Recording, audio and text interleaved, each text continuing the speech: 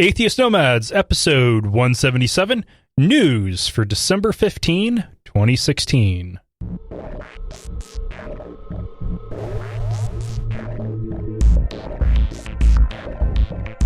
Welcome to another episode of Atheist Nomads.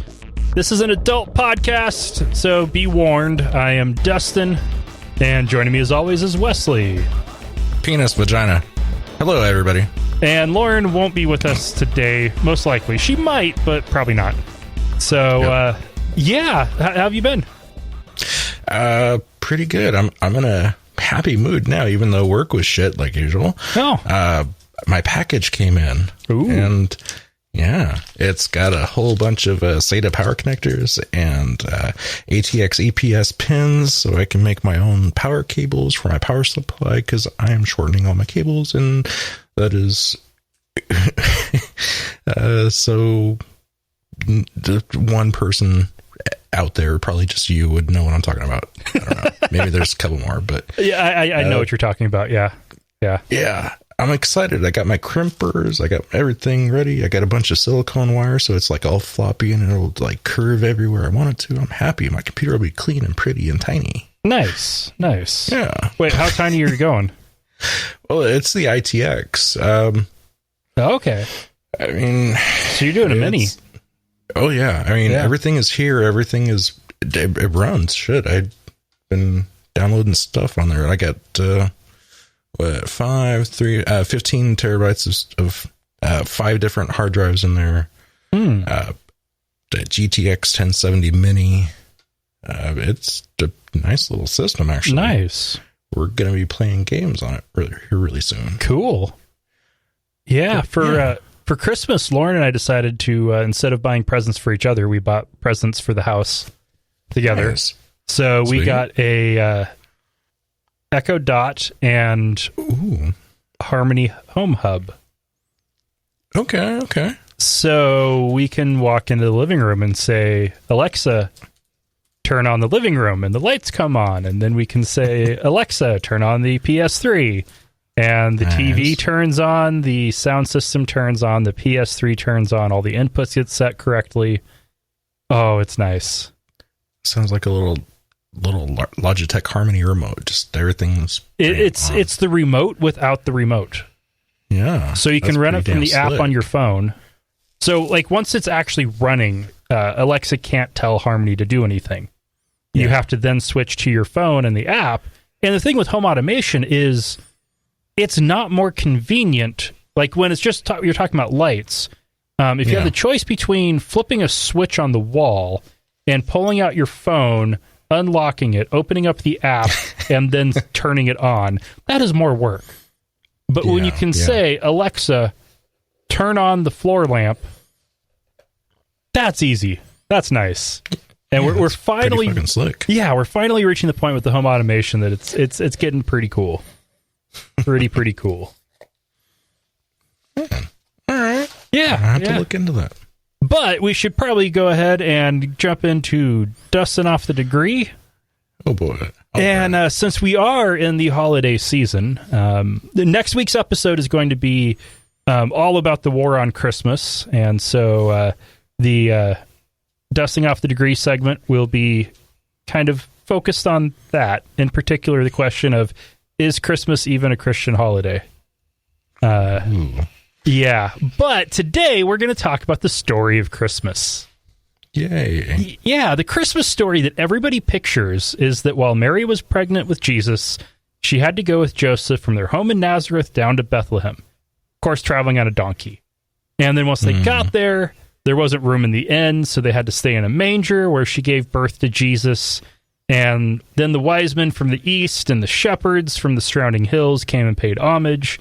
And then they had to flee to Egypt to escape the jealous rage of King Herod. Oh, and in that standard story, the reason they made the trip was because of a census. Yeah. Now, that is a meshing of two very problematic and completely contradictory stories. So, according to Luke, Mary and Joseph lived in Nazareth, but that actually wasn't a city at the start of the first century, but supposedly they lived there. And it was a city by the end of the 1st century when the Gospels were written.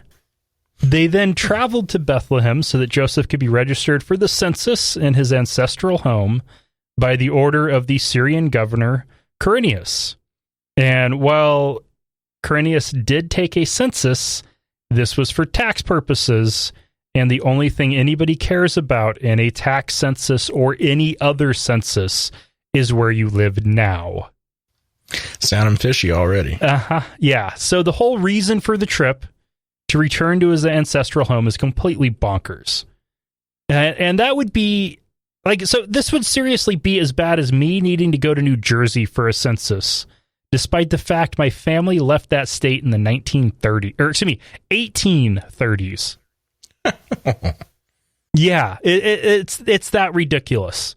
Luke has Jesus being laid in a manger since there was no room in the inn, and then being visited by shepherds. Then they went to Jerusalem for the purification rituals and returned to Nazareth. Then if you look at the story in Matthew, it's implied that Mary and Joseph already lived in Bethlehem. The Magi, who were either magicians or astrologers, came from the east and visited King Herod in Jerusalem to find out about the new king that had been born. They were sent to Bethlehem, where they found the baby Jesus, and they gave him gifts that they'd brought.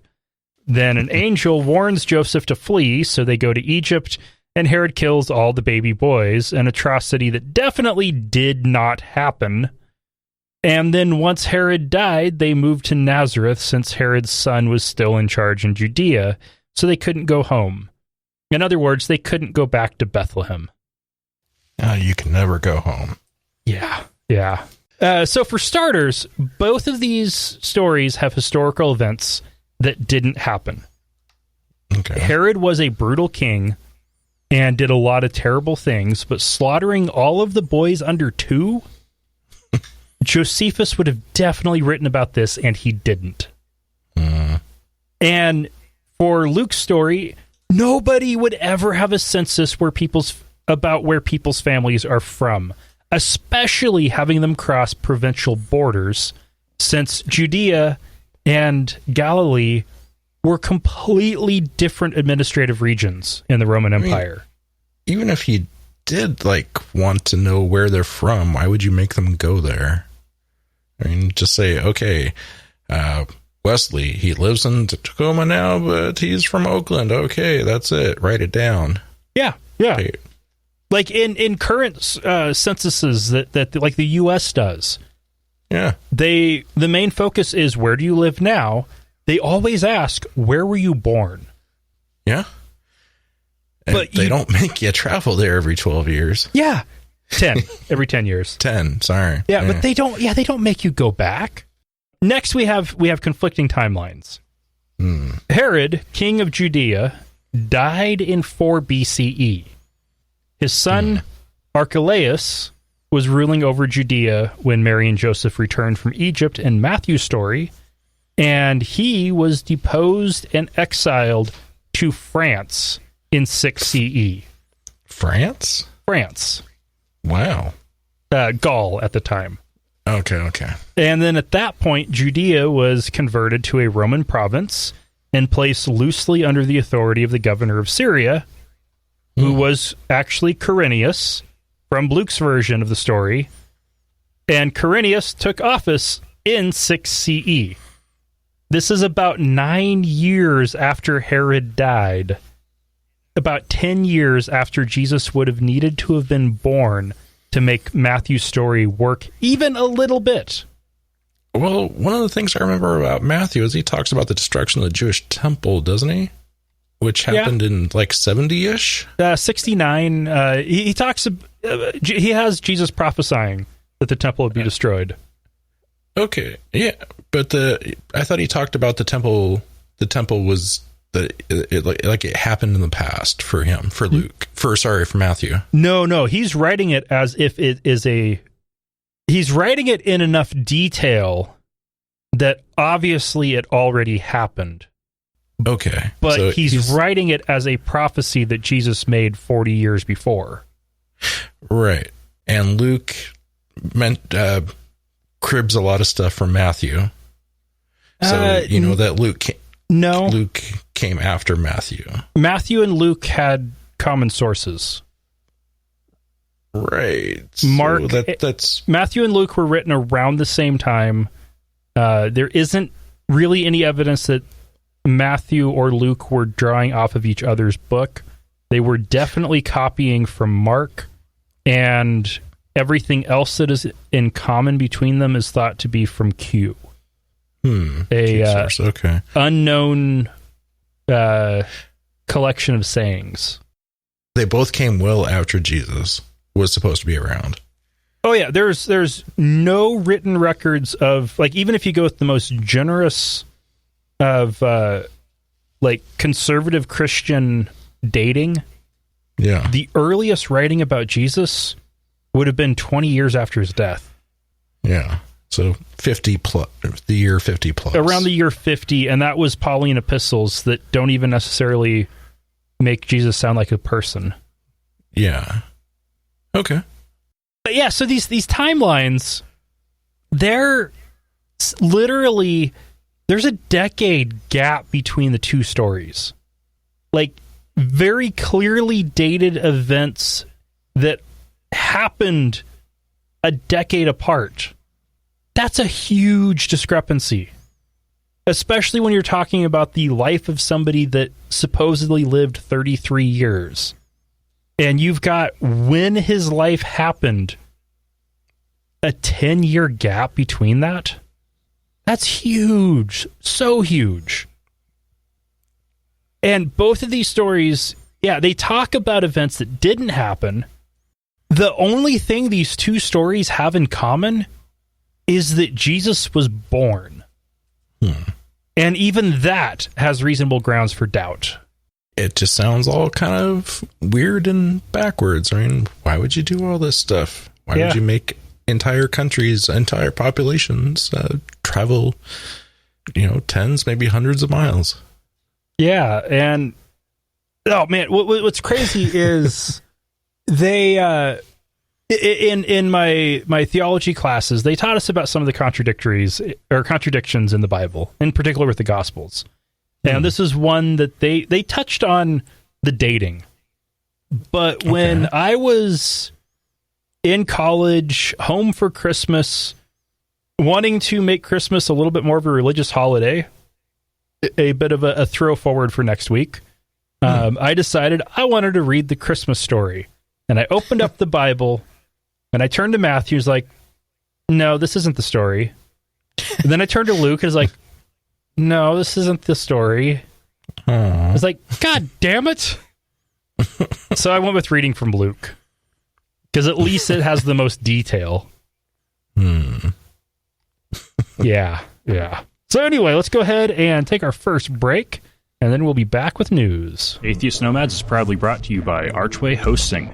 Check out their low-price, full-featured hosting solutions at archwayhosting.com. That's ARCHWAY hosting.com. Hey, we're also brought to you by listeners just like you.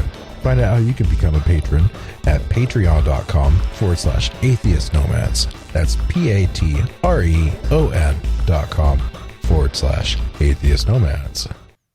The Church of England has issued an alert to about 500 churches in London of possible infiltration by a group known as Parachristio, a registered Bible study charity thought to be linked to the South Korean church Shincheonji, or New Heaven and New Earth. Its founder, Man-hee Lee, is called God's advocate. Parachristio offers a 3-month Bible study program with the goal of being, quote, to strengthen the commitment of members of the religion and to enlighten others. And people who start the program aren't told about its link to Shincheonji, and many classify this church as a cult, with new members leaving behind old family and friends, lying about their lives, and quitting their jobs and schooling. Oh, lovely. Yeah, and they're infiltrating the Church of England. That's kind of funny. Oh, you know what's real? Okay, so this brought to mind two different stories for me. One was stories from the Grants Pass Seventh Adventist Church in the 1980s when two separate Adventist splinter groups would come, and one group would take one side of the balcony, because the way that the church they had at that time was structured, it's now the Salvation Army Church in Grants Pass. It had the main sanctuary area down below, and then a balcony on each side. And so the balconies were perpendicular to the pews in the main section. And so one of the groups would take one side, and the other group would take the other side, and then they would throw leaflets down on the Adventist congregation below. Right. So when the church outgrew this space, they very specifically decided there would be no balcony to make sure these groups couldn't come in and do this. That's actually pretty funny, though. Well, okay, Sounds so like, go ahead. That's the funny one. My high school guidance counselor and Bible 4, so senior year of high school Bible class teacher, had gone to a church in Hawaii shortly after they had someone come in and start offering Bible studies. And that person was David Koresh. What? And the people he got from this Adventist church in Hawaii to join his Bible studies joined his segment of the Branch Davidians and ended up in Waco. Right. That was not one of our government's best moments, but yeah. Yeah. David Koresh. Wow. Yeah, that name just lit my face up. Yeah. Fuck me. So that's what this story reminded me of. And definitely more of the Koresh angle, because he moved to this town. He started attending the Adventist church there. He was part of a part of the Branch Davidians, which at that time was a very conservative Adventist splinter group. Like they had splintered off from a group that had splintered off from the main Seventh-day Adventist church. You're getting to like FLDS levels of yeah. You're getting way out there. A fringe of fringe. He took it to an even further fringe, and he just started recruiting members from like the parent church, the grandparent church, all by offering Bible studies. And by the end of the Bible studies, in his case, he was telling him he was the latest incarnation of Jesus. Well, yeah. He got people to drink the Kool-Aid, and then he got people to, get on the barbecue. I don't know. Yeah. And it's so crazy that the same thing is happening now in London with the Church of England, which the Church of England is so weak sauce. Vanilla. Yeah. And not like good vanilla, but like the vanilla extract. The shitty dollar store vanilla ice cream. Yeah.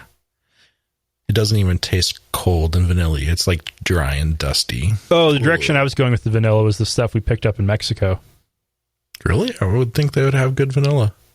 No, as the good vanilla was what we picked up in Mexico compared to what you buy in stores here. Yeah. There you get like the actual vanilla, like crushed out of it, as opposed to what you get here, where it's basically vanilla flavored alcohol. Which, has its uses too. Yeah. So pretty crazy. At least 25 people were killed in a bombing at the Coptic Christian Cathedral complex in Cairo, and dozens others were injured. Christians have been targeted often in Egypt since Morsi and his Muslim Brotherhood government were overthrown by the military in 2013. But, this was a pretty brutal attack. It was during the Sunday service. And many of the victims are thought to have been women and children. I got nothing. I mean, that's some fucked up shit. I mean, that's if you're gonna bomb a church. I mean, you want to do it when everybody's there. Mm-hmm. So, congratulations. This cathedral complex is the home of the Coptic Pope. Yeah, and about 10% of Egypt's population are Coptic Christians. Oh, so wow. That's a pretty sizable minority. Yeah. And unfortunately, the Islamicists have blamed them for the military overthrowing the Muslim Brotherhood. I don't see how that would happen, but okay. Yeah. They just want a scapegoat group, and they got it. Mm-hmm. See, for a good comparison on size with the U.S., that would be like blaming blacks for Donald Trump getting elected. Totally their fault. Oh my God. Not really. Or actually, no, Hispanic would be a slightly closer in number. No, that's not how it works. Minorities can't do that. Well, I can tell you that there weren't 2 or 3 million Mexicans, illegal Mexicans in California voting for Trump or for Hillary. I can tell you that was not a thing. I actually saw a reporter talking to a person about that at a little panel. This woman was like, it was on the news. It was on social media. There's at least 3 million illegal people in California voting for Hillary. The news reporter just face palmed. It was great. Yeah, because the only source for that is Trump said it. Yeah, obviously it's true. And as far as anyone can tell, he just completely made it up. Well, like most things. Mm-hmm. Yeah. But we'll get more onto Trump in 2 weeks. Ooh. Which we'll be recording in advance. So hopefully the Electoral College will actually do something to stop him. And if they do, then it will completely undo everything we'll be recording. Oh, wouldn't that be nice? Yeah. I know it won't, but wouldn't that be nice? That would be. All right. So now it's time to talk about a little bit of atheist dirt. Oh. Yeah. I've generally tried to avoid stories like this one, and I've already passed it up a couple times, this particular one, but figured now it's time. Dr. Richard Carrier, a rather prominent atheist author and speaker, he was actually, he's been on the Atheist Nomads feed. He turned down our request to interview him back in 2013. Yeah, it's been a few. Yeah, he was one of my early attempts. Yeah. And as I recall, it was because we'd had too many white men on the show. Yeah, he wanted more women on our show. So I was like, all right, peace out. And well, especially since if you looked back at the recent episodes we'd done, like in the most recent 8 at that point, half of our guests had been women. Yeah, I mean, so that was like, where's this coming from? But so anyway, but he's been on the feed from when he did came to speak for the National Day of Reason here in Boise last year. Oh, cool. I did meet him with that. So he has filed a lawsuit in September against several bloggers and their networks. And this includes PZ Myers and the Free Thought Blogs Network, Stephanie Zvon and the Orbit Network, Lauren Lane and the Skepticon Conference, and Amy Frank Skiba, the woman who accused him of sexual harassment. Right. So that I believe that is officially called the shotgun approach. Yeah. He is specifically suing on 2 counts of defamation, 1 count of interference with his business, speaking and selling books, and 2 counts of emotional distress. And he's asking for more than $2 million. Oh, my goodness. A little over $1 million in punitive damages and a little bit over $1 million in compensatory damages. Okay. So the sexual harassment accusation was from an event in 2015. And after that, he was removed from the Secular Student Alliance Speakers Bureau, booted from Free Thought blogs, and banned from Skepticon. All right. PZ Myers and Stephanie Zvon then both wrote about the accusations. And while I haven't read PZ's blog in quite a while, not in years for me, I do recall that towards the end, he took any accusations of sexual assault or harassment 100% at face value. So I would assume in this case he did as well with that. The defendants have filed a motion to dismiss on the grounds that none of them live in Ohio, where the suit was filed, that they didn't know that Carrier had moved to Ohio, and that the events didn't take place in Ohio or at a time when any of them lived in Ohio, and that it would be more appropriate in California, Minnesota, or Missouri. Where the defendants live. Yeah. And California was where Carrier lived at least up until he moved to Ohio 6 months ago. Who the fuck moves to Ohio? God. Yeah. So there's two angles I want to cover with this. The first is, let's see, do I want to cover the one that's most likely to get us hate mail first or second? First. Let's go. Okay, first. One thing that's been, I think, definitely concerning to me with the way the atheist community handles things is when there is an accusation against a prominent atheist, typically a speaker at a conference, of sexual harassment or sexual assault. The blogosphere and conference organizers sit as judge, jury, and executioner.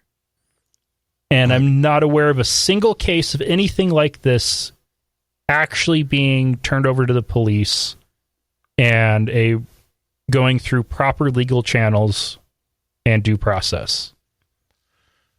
Well, yeah.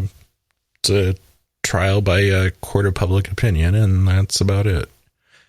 For good or bad. And it's a court of public opinion that will automatically assume a court of public opinion where you are guilty. Well, period. Well, you're just guilty. It's not guilty until proven innocent, even. There's no chance for defense. You're just guilty.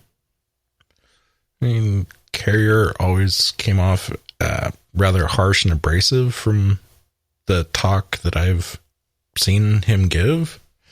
But, yeah, I mean, if you got allegations, if something happened, fucking, if you're willing to make it public like that, you need to take it to the police. I mean, you should be taking it to the police anyways, but yeah, I have no idea really what happened in this situation. Don't need to know. This needs to go to the police. Mm-hmm. No, if it, just assuming it's true. Now there is one issue that comes up is, especially at a conference where most of this is happening, you have two people from out of town in a place for a weekend. Something happens, and then going through the police reporting process and trying to get through to a trial and all of that. Yeah. That's going to be really hard to do when you're only in town for the weekend. Totally, I agree. So that definitely makes it more difficult to handle it correctly. But then there's also the angle that the legal system has a pretty shitty track record of dealing with sexual harassment and sexual assault.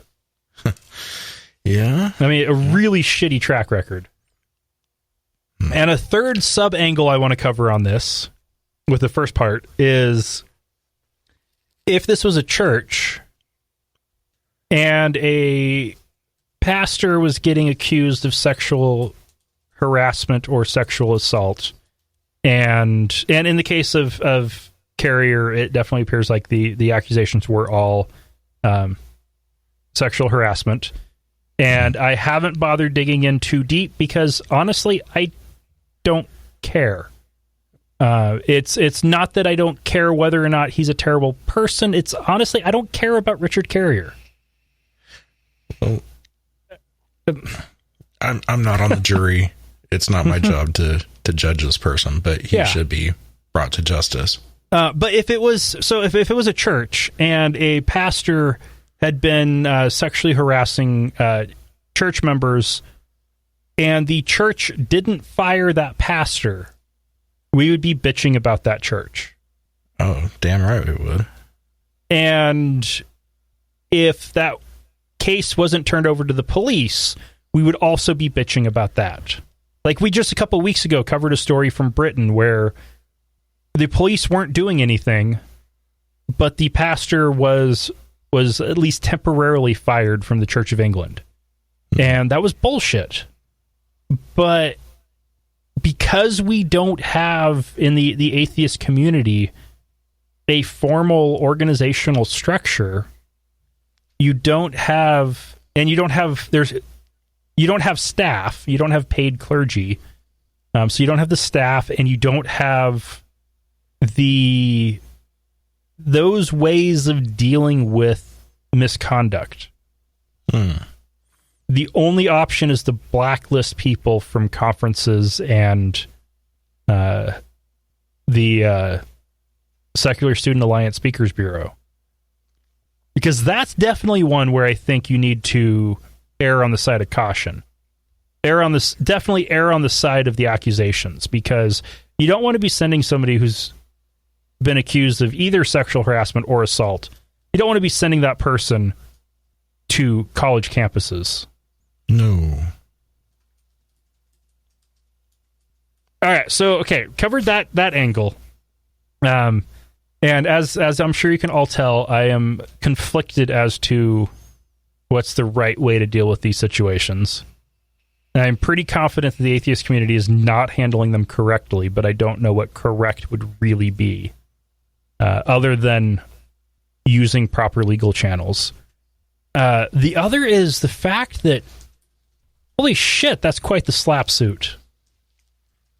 Oh yeah, he's going after everybody. Man, even if we were to assume he's innocent, holy fuck, what an asshole. Well, yeah, he went after, everybody. Mm-hmm. Burn it all down, I believe is his method. What the fuck?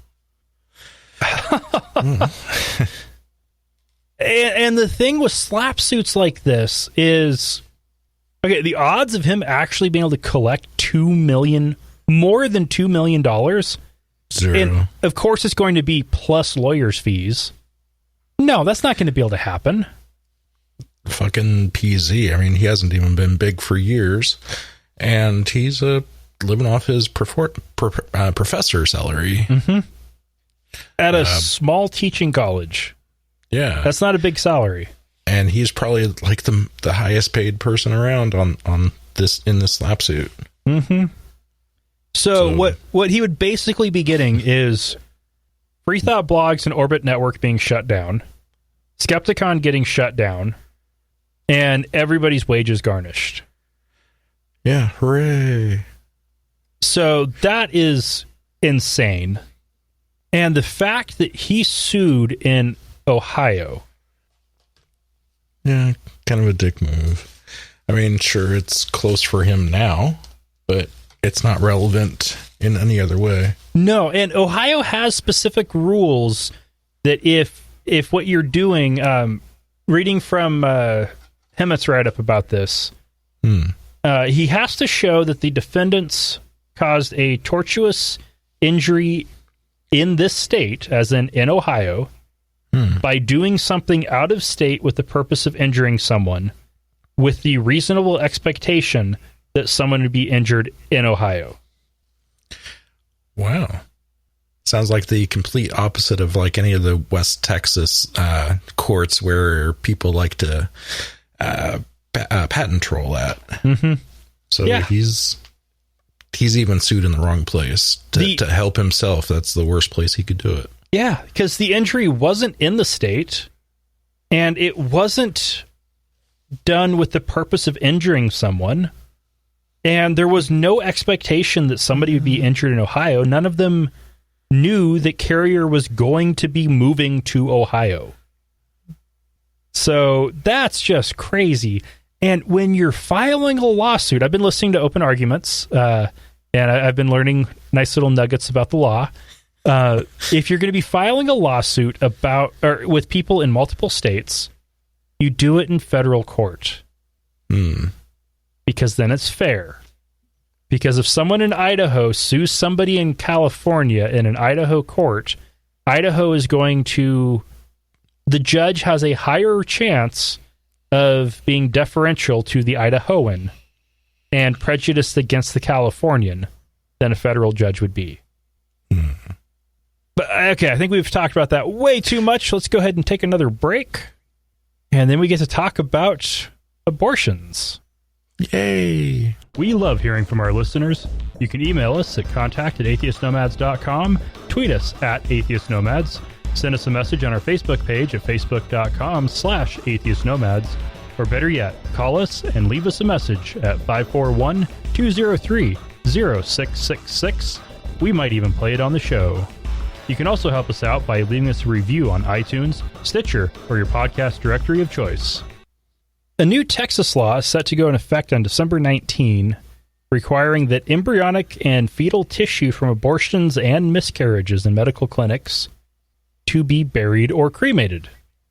The Center for Reproductive Rights and other groups have announced that they will file a legal challenge because the new law seeks only to, and I quote, restrict a woman's right to access safe and legal abortions by increasing the cost of reproductive health care services and the shame and stigma surrounding abortion and pregnancy loss.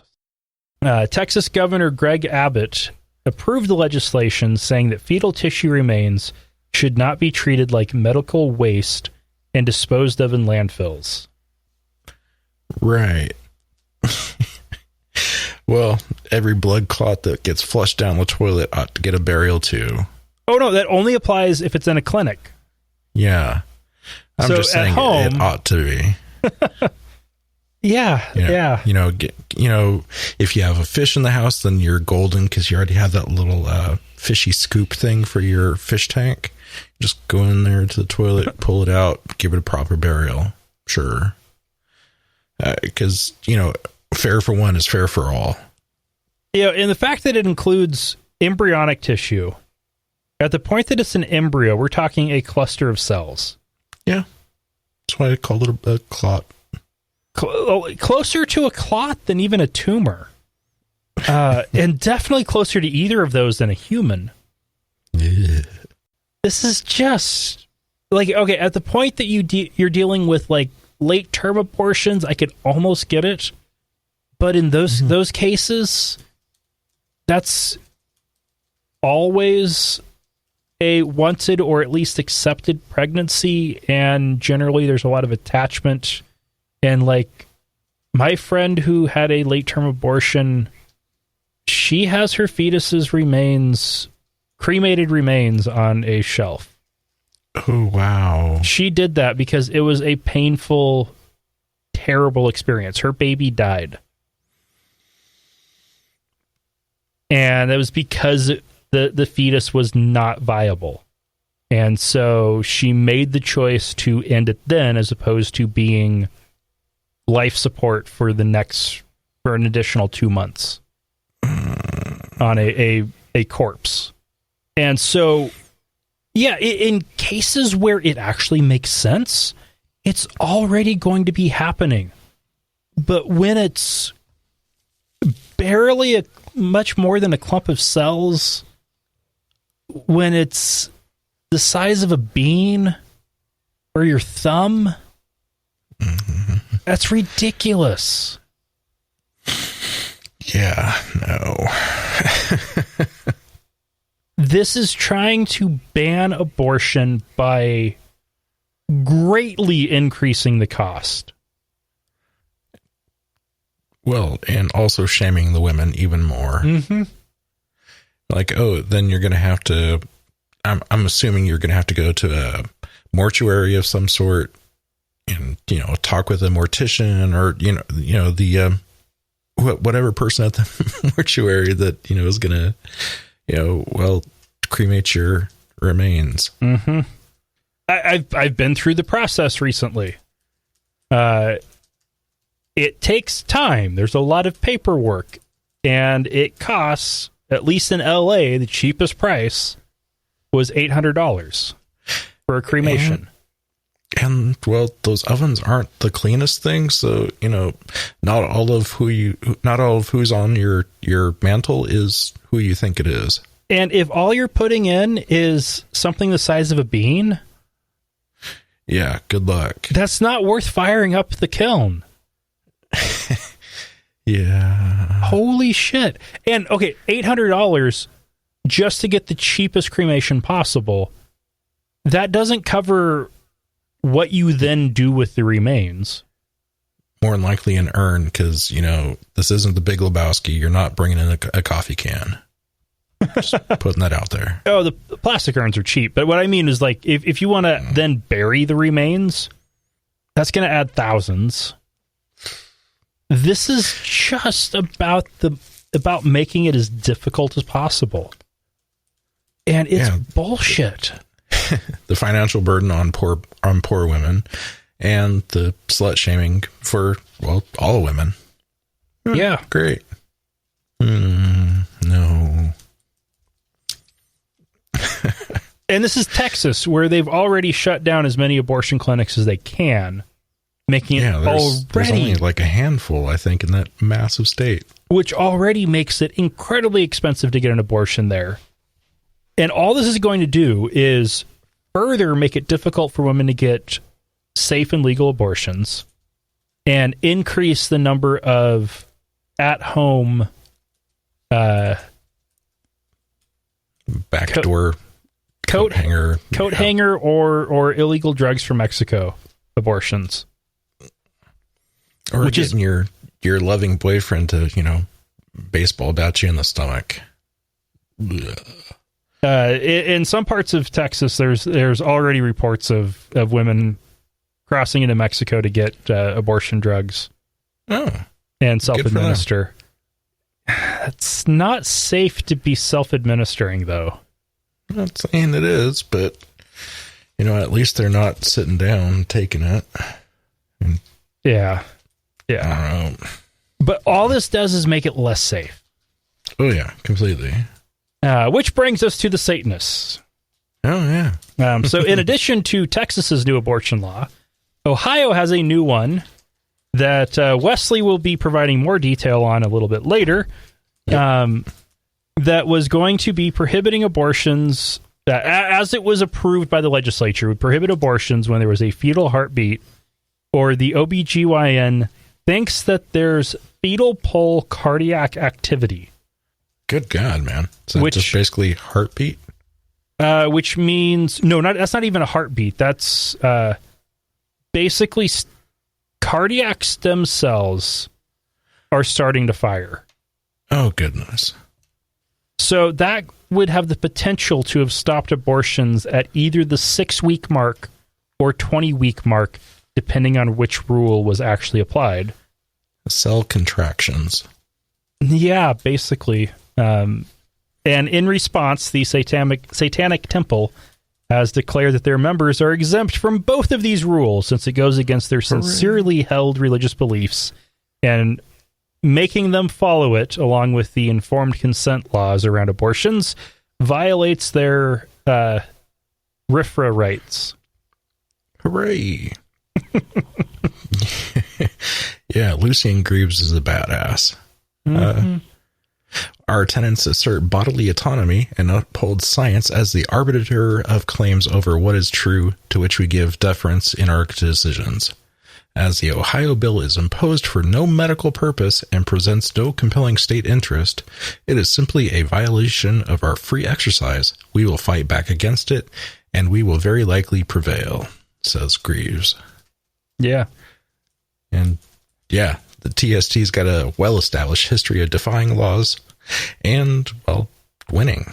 Mm-hmm. So, fuck yeah. You go, boy. Yeah. Well, especially since if you were to apply this rule at the 6-week mark, I mean, most women don't know they're pregnant at the 6-week mark. Exactly. You stole my line. You stole my line.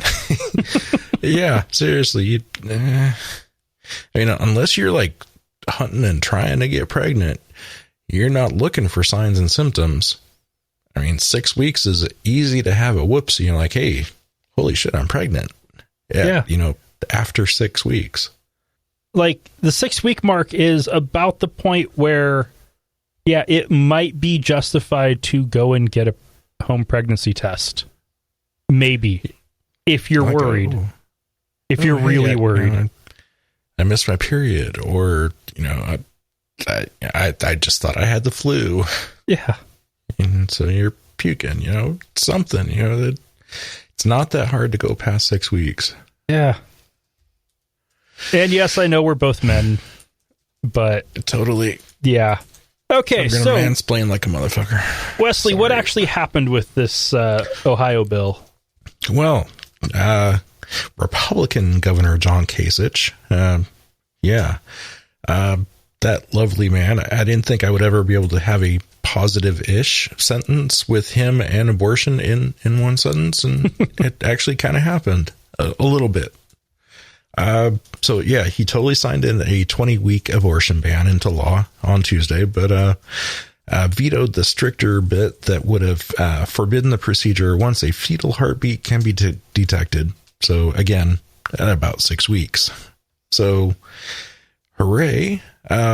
Of course, he agrees with the Ohio Right to Life group and other, you know, pro-life peoples. But basically, he knew that would be a losing battle in court. So in the public interest, quote unquote, he wanted to take away the 6-week ban. Okay. Now, the 6 weeks was the fetal pulse cardiac activity. A detectable fetal heartbeat is at 20 weeks. But yeah, I mean, hooray for him, at least, you know, knowing that was going to be a losing battle. Yeah. Well, and it's still a losing battle because Roe versus Wade, what it established is viability is the test. Well, ain't nothing viable at 20 weeks even. No. And like at that point, and also under Roe versus Wade, at 20 weeks, you can start making it more difficult, but you can't ban it. So they went with a first trimester, it must be legal. Second trimester, it can be difficult. Third trimester, you can actually ban. But still, depending on the state, I mean, even that can be legal at times. But it's up to the state as to how to actually do those. But 20-week bans have never stood up in court. The scary thing is Trump has said that he will appoint Supreme Court justices who will overturn Roe versus Wade. Yeah, he's definitely getting one and might get two. And so if he gets those, fills those, and this goes through court and gets to a Trump-filled Supreme Court, then this could be allowed. Yeah, homeboy got some issues. And if this gets allowed, the tactic that the conservatives have been taking is not try to ban abortion, but try to keep moving the bans closer and closer in, push that limit, and try to expand where they're allowed to ban it.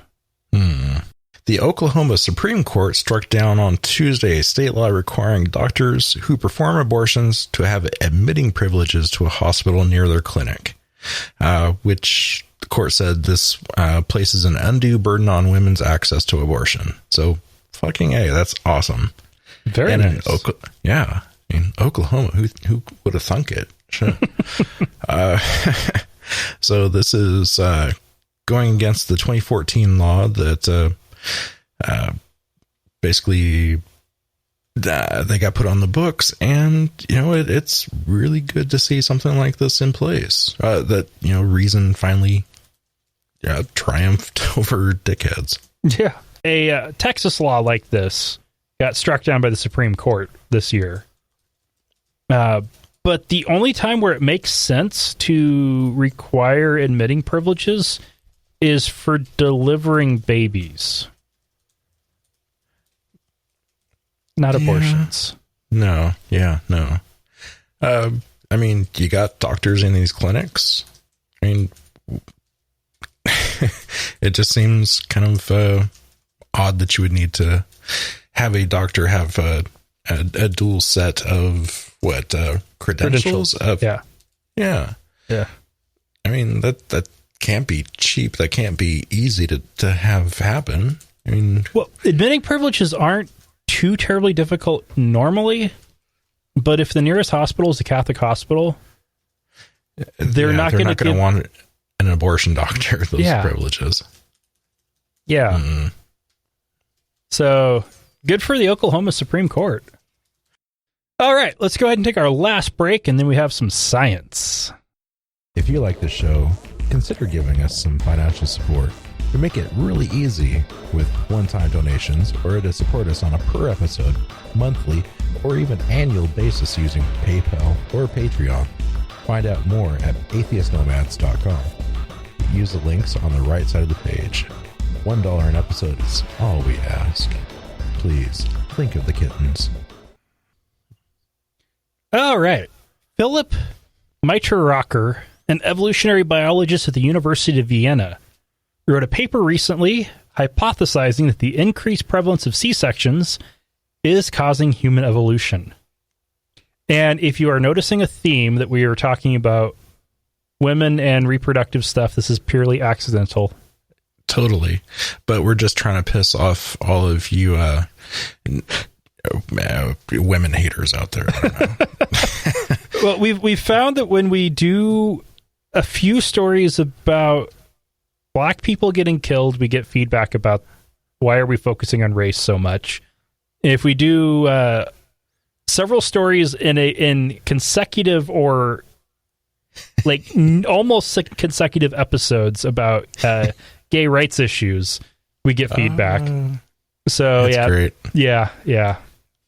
But anyway, so the logic here, not in the feedback, but in this new paper, is that since narrow hips allow for better bipedal walking and running, and bigger heads allow for bigger brains, an evolutionary compromise was reached. And then when the compromise was broken, so when the baby's head was too big to fit through the pelvis, it was always fatal. Yeah. Until now.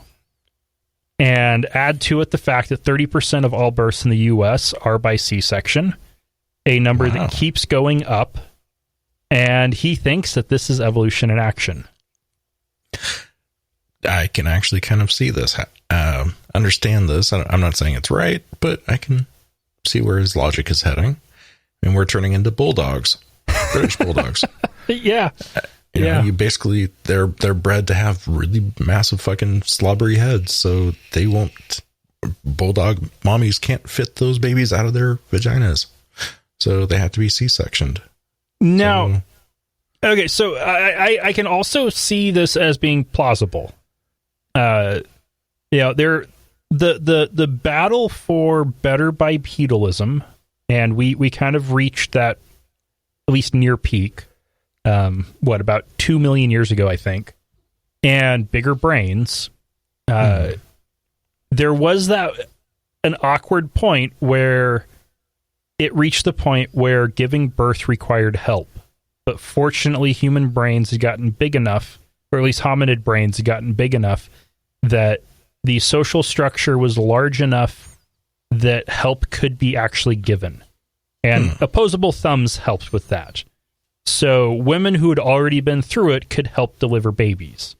And unaided childbirth is a very rare thing at this point, and has been for quite some time. So we've already been in the awkward point where babies' heads are too big for at least the natural survival of our species. And so it is possible that if you remove the selective pressure to keep those heads smaller, that they would get bigger. Well, I mean, if you're giving birth through C-section to a bigger-headed baby who would, normally be dead, then that bigger-headed baby can then go on to give birth and, to have sex with another large-headed baby at some future point, and then have bigger-headed babies, and then we all have skulls the size of Marvin the Martian, and so okay, now it just happens. The biggest problem with this is that U.S. C-section rates are insane. They are higher than they need to be. They are very risky, and we reached a point, especially around 2000 with the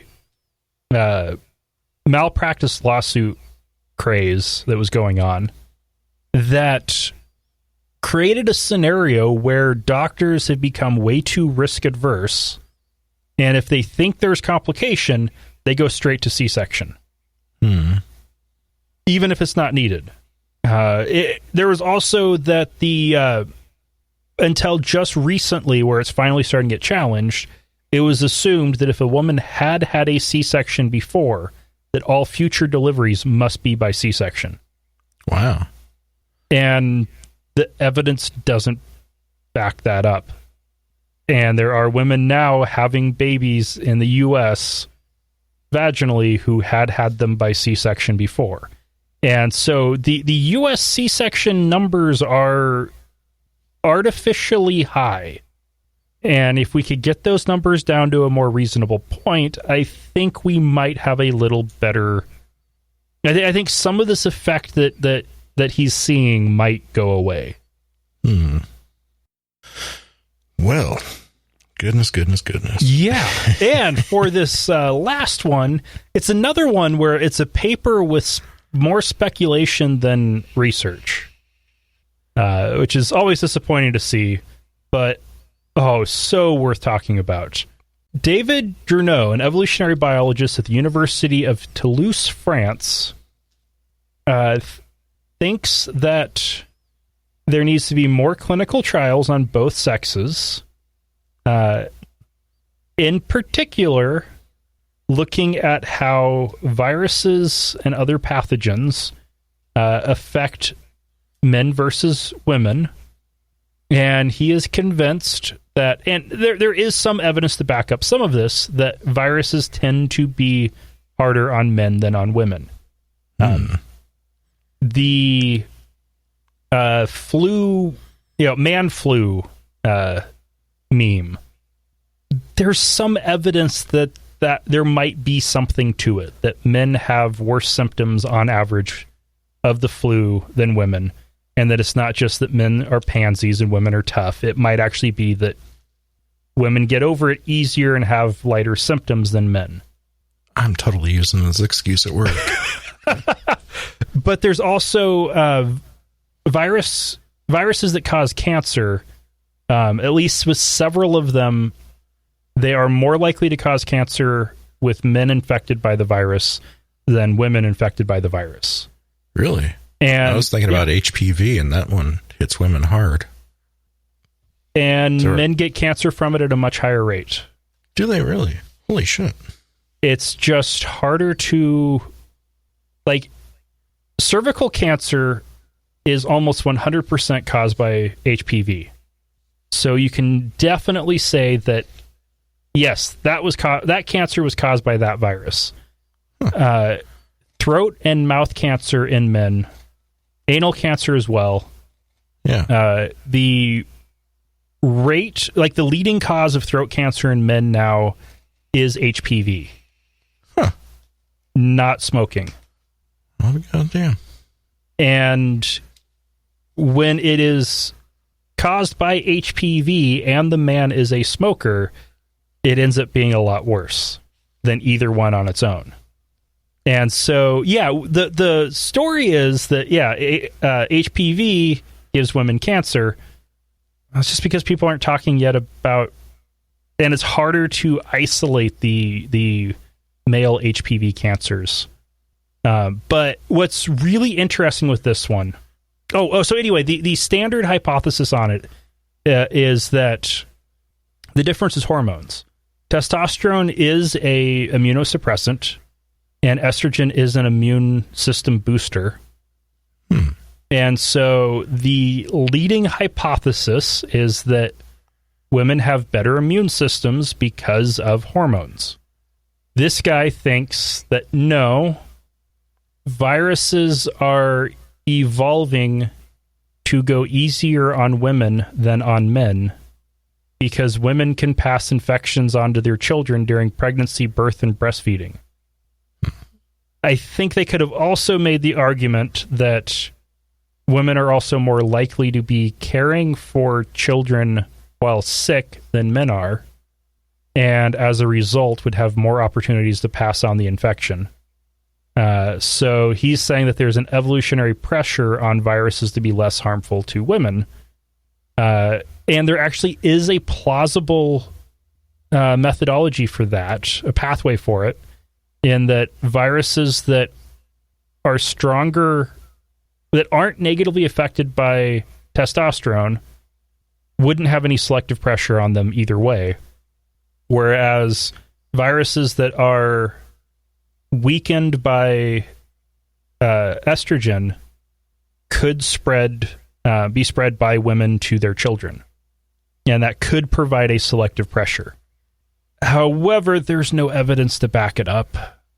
This is speculation. And even worse is the headlines. So, from New Scientist, viruses may have evolved to hit men hard but go easy on women. Okay, that fits with the actual paper. From the Telegraph, why men might have a point about man flu. Viruses want to kill men more than women, scientists find. Oh boy. Oh, headlines. And if you think that's bad, do we have the Mail? The Daily Mail. Oh, man yes. flu does exist! Exclamation! Does is in capitals. All caps. Goddamn right. Viruses want to kill men more than women, study finds.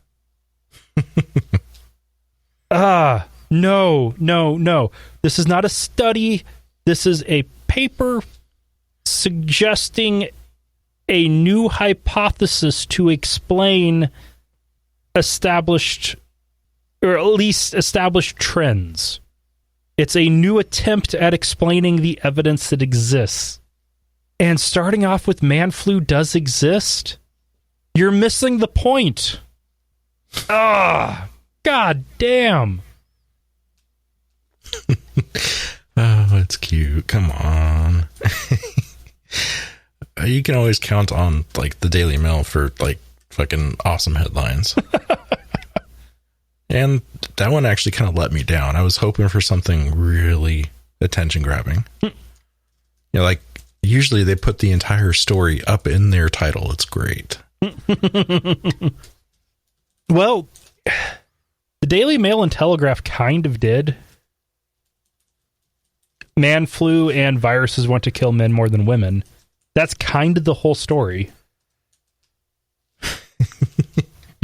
I mean, that's the whole story that needs to be reported. And then say that more research needs to be done. Then kind of leave it there. Yeah.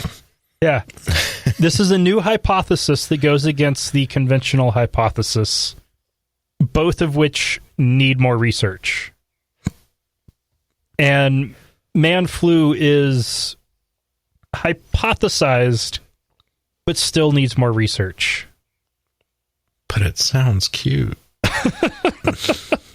Actually, when you call it that and say it does exist, I think it still sounds like men are weak.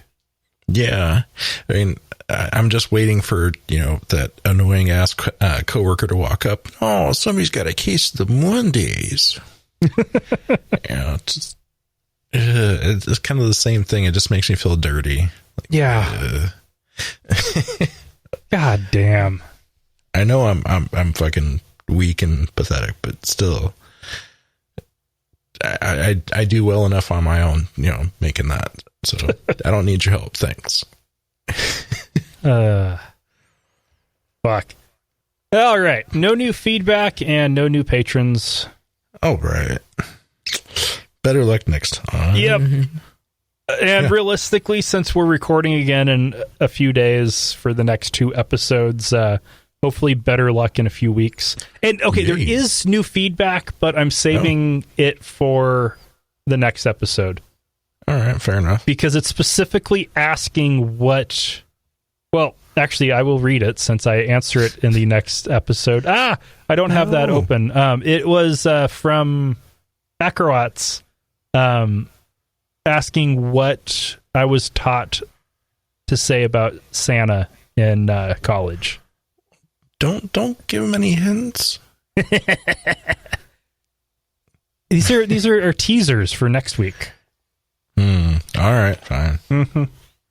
And remember, not all those who wander are lost.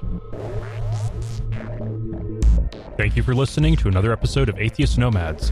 You can find show notes and contact information at atheistnomads.com.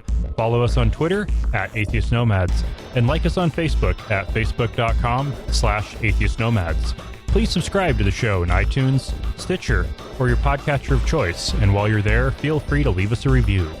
Theme music is courtesy of Sturdy Fred. Until next time, this has been the Atheist Nomads.